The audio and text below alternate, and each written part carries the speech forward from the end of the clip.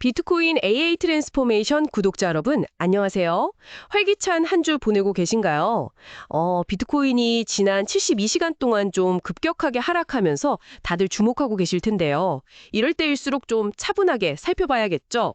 지금 가격이 대략 10만 4천 달러에서 10만 6,500달러 그 정도 수준입니다. 이게 지난 10월 최고가랑 비교하면 벌써 17.5% 이상 빠진 거고요. 그리고 그 중요하다고 하는 장기 추세선 200일 이동평균선 있잖아요. 약 10만 9,840달러인데 이것마저 아래로 뚫렸어요. 중장기적으로는 좀 약세 신호 아니냐 뭐 이런 해석이 나오고 있죠. 그래서 오늘은 이 급락이 그냥 잠시 쉬어가는 건지 아니면 좀 더 깊은 이유가 있는 건지 저희가 받은 자료들 보면서 같이 한번 파헤쳐 보겠습니다. 이런 급락이 위기처럼 보이기도 하지만 또 어떻게 보면 새로운 기회가 될 수도 있으니까요. 중요한 포인트를 놓치지 말아야 합니다. 네, 맞습니다. 이번 하락의 그 가장 직접적인 원인은 역시 레버리지 청산, 이걸 빼놓을 수가 없어요. 지난 24시간 동안만 해도 무려 13억 7천만 달러 규모의 포지션이 강제로 청산됐습니다. 어마어마하죠? 13억 7천만 달러요? 와. 네. 근데 이 중에 90%, 그러니까 12억 3천만 달러가 가격 상승에 베팅했던 롱 포지션이었어요. 그 가격이 떨어지니까 그 포지션들이 청산되고 그 물량이 또 시장에 나오면서 가격을 더 끌어내리는 거죠. 뭐랄까? 그 청산 캐스케이드, 이 현상이 발생한 겁니다. 아, 그 연쇄적인 청산 반응이군요. 그렇죠. 심지어 HTX라는 거래소에서는 한 포지션에서만 4,787만 달러가 청산되는 뭐 그런 기록적인 일도 있었다고 합니다. 야, 정말 엄청난 규모네요. 근데 이런 대규모 청산이 그냥 가격 하락 때문만일까요? 아니면 좀 시장 자체에 뭔가 문제가 있었다고 봐야 할까요? 좋은 지적이십니다. 물론 가격 하락이 시작이었죠. 하지만 그 전에 이미 시장에 레버리지가 너무 많이 쌓여 있었다. 이게 구조적인 문제였다고 봐야 할 것 같아요. 그런 상황에서 이제 연준의 정책 신호 변화가 딱 기름을 부은 격이 됐죠. 아, 연준, 그 파월 의장이 12월에 금리 꼭 내리는 건 아니다. 뭐 이런 식으로 얘기했었죠? 네, 맞습니다. 그 발언 나오고 나서 시장의 금리 인하 기대감이 확 꺾였잖아요. 맞아요. 그 CME 페드워치 툴 보니까 12월 인하 확률이 원래 96% 이랬는데 갑자기 69.3%까지 뚝 떨어졌더라고요. 그렇죠. 그러면서 달러는 강세를 보이고 자연스럽게 위험 자산에서는 좀 자금이 빠져나가는 그런 흐름이 만들어진 거죠. 비트코인에도 당연히 영향을 미쳤고요. 달러 강세랑 위험 자산 회피 심리, 이게 비트코인 자금 유출에 결정적인 역할을 했다고 보시는 거군요. 네, 상당히 크게 작용했다고 봅니다. 아무래도 달러 가치가 올라가면 비트코인 같은 대체 자산의 매력은 상대적으로 좀 떨어지니까요. 그리고 기술적으로도 좀 중요한 약세 신호가 나왔습니다. 기술적 신호요? 어떤 거죠? 그 데스크로스라고 들어보셨죠? 단기 이동 평균선, 그러니까 50일선이 장기 이동 평균선인 200일선 아래로 내려가는 현상이에요. 아, 네네. 그게 나왔군요. 네, 50일선이 지금 약 11만 3,549달러고 200일선이 10만 9,840달러 정도니까요. 50일선이 아래로 뚫고 내려간 거죠. 보통 이걸 중장기 하락 추세로 전환될 수 있다는 좀 강력한 신호로 보거든요. 데스크로스까지. 그럼 지금 가격이 딱 10만 달러 선. 그 심리적 지지선 바로 위에 정말 아슬아슬하게 걸쳐 있는 건데 만약에 여기가 무너지면 어떻게 될까요? 다음 지지선으로는 9만 2천에서 9만 4천 달러 얘기가 나오던데요. 네, 그 구간이 중요한 이유가 있습니다. 이전 상승 때 주요 지지 역할을 했던 레벨이기도 하고 또 매물대가 많이 쌓여 있는 곳이거든요. 그래서 만약에 10만 달러가 깨진다면 일단 그 9만 2천에서 9만 4천 달러 구간에서 기술적인 반등 시도가 나오거나 지지력 테스트가 있을 가능성이 높습니다.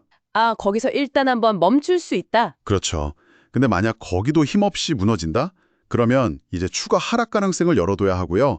최악의 경우에는 뭐 7만 4천에서 7만 7천 달러 수준까지도 하락할 수 있다. 이렇게 보고 있습니다. 와, 상황이 정말 만만치 않네요. 여기에 또 그 스마트머니라고 하는 기관 투자자들 움직임도 좀 심상치 않다고요?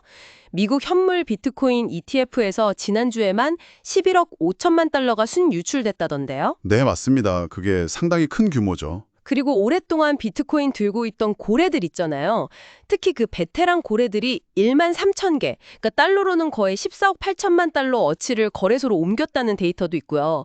이게 그냥 단기적인 패닉 매도일까요? 아니면 좀 장기 투자자들의 전력이 바뀌는 신호로 봐야 할까요? 사실 이건 해석이 좀 분분할 수 있는데요. 제 생각에는 두 가지 성격이 다 있는 것 같습니다. 그러니까 단기 트레이더들이 손절하는 물량도 있겠지만 일부 장기 보유자들도 지금 뭐 거시경제도 불안하고 기술적으로도 안 좋은 신호가 나오니까 위험 관리 차원에서 일부 현금화를 하는 움직임일 수도 있어요. 그럴 수 있겠네요. 복합적이군요. 네.